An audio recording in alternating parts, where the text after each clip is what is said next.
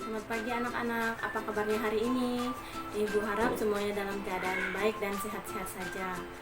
Pada hari ini kita bertemu kembali dalam mata pelajaran agama Katolik. Kita akan belajar mengenai hati nurani. Sebelum kita mengawali pembelajaran kita pada hari ini, seperti biasa, sebelum mengawali dan mengakhiri pembelajaran, kita awali dengan berdoa. Marilah kita berdoa. Dalam nama Bapa dan Putra dan Roh Kudus. Amin. Allah Bapa yang Maha Baik, selamat pagi kami haturkan kehadirat-Mu. Terima kasih ya Bapa atas segala berkat dan kebaikan-Mu dalam hari-hari kehidupan kami. Teristimewa pada kesempatan ini kami dapat berkumpul kembali di ruangan kelas ini untuk belajar mengenai hati nurani. Bapa yang Maha Baik, bimbinglah kami dalam proses pembelajaran ini. Semoga kami dapat sungguh mengerti, memahami arti nurani dalam kehidupan kami dan dapat menerapkannya dalam kehidupan sehari-hari. Sertailah kami dari awal pertengahan hingga berakhirnya pembelajaran ini. Semua doa ini kami haturkan kehadirat-Mu karena Engkau Tuhan dan Juru Selamat kami. Amin. Nama Bapa dan Putra dan Roh Kudus. Amin. Anak-anak yang dikasihi Tuhan, pada hari ini kita belajar mengenai hati nurani.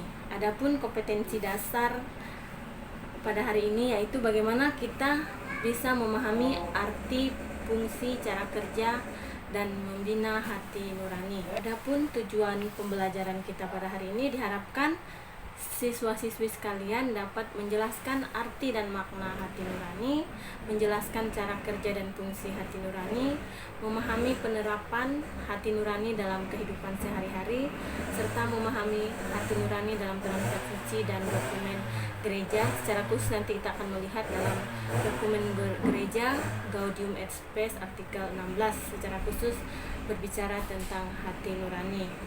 Yang pertama, kita akan melihat pengertian hati nurani. Hati nurani dapat diartikan dalam arti luas dan dalam arti sempit. Dalam arti luas, hati nurani berarti kesadaran moral yang tumbuh dan berkembang di dalam hati manusia. Itu pengertiannya dalam arti luas. Dalam arti sempit, berarti penerapan kesadaran moral di dalam situasi konkret yang menilai baik atau buruknya suatu tindakan manusia. Kemudian yang berikutnya, arti hati nurani dalam dokumen Konsili Vatikan kedua, dalam dokumen gereja Gaudium et Spes artikel 16. Di lubuk hati nuraninya, manusia menemukan hukum yang tidak diterimanya dari dirinya sendiri, melainkan harus ditaati. Suara hati itu selalu menyerukan kepadanya untuk mencintai dan melaksanakan apa yang baik dan menghindari apa yang jahat. Bila mana perlu, suara itu menggemakan di dalam lubuk hatinya, menjalankan ini, elakkan itu. Sebab dalam hatinya manusia menemukan hukum yang ditulis oleh Allah. Martabatnya ialah mematuhi hukum itu dan menurut hukum itu pula ia akan diadili.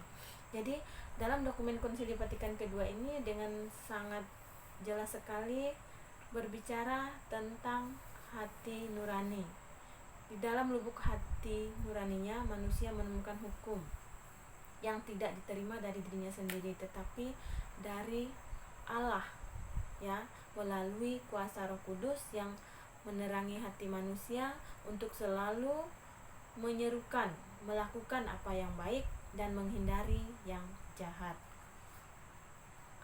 Yang berikutnya, aspek-aspek hati nurani. Aspek-aspek hati nurani bisa kita lihat yang pertama dari segi waktu, dari segi benar tidaknya, dan dari segi pasti tidaknya. Yang pertama dari segi waktu, hati nurani dapat berperan sebelum, pada saat, dan sesudah suatu tindakan dilakukan. Jadi hati nurani dapat berperan sebelum kita melakukan suatu tindakan. Hati nurani akan menyuruh jika tindakan atau perbuatan itu baik dan melarang jika perbuatan itu buruk. Pada saat, jadi hati nurani juga berperan pada saat kita melakukan suatu tindakan.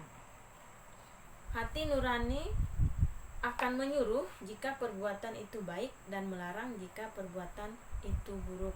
Kemudian sesudah suatu tindakan dilakukan, hati nurani akan memuji atau merasa bangga jika perbuatan yang kita lakukan baik. Dan sebaliknya, hati nurani akan merasa tidak tenang, gelisah jika perbuatan yang kita lakukan itu salah atau buruk. Kemudian dari segi benar tidaknya, hati nurani benar jika kata hati cocok dengan norma objektif, dan hati nurani keliru jika kata hati kita tidak cocok dengan norma objektif. Kemudian yang ketiga, dari segi pasti tidaknya, hati nurani yang pasti artinya secara moral dapat dipastikan bahwa hati nurani itu tidak keliru. Hati nurani yang bimbang artinya masih ada keraguan. Kemudian kita akan melihat yang berikutnya, cara kerja hati nurani.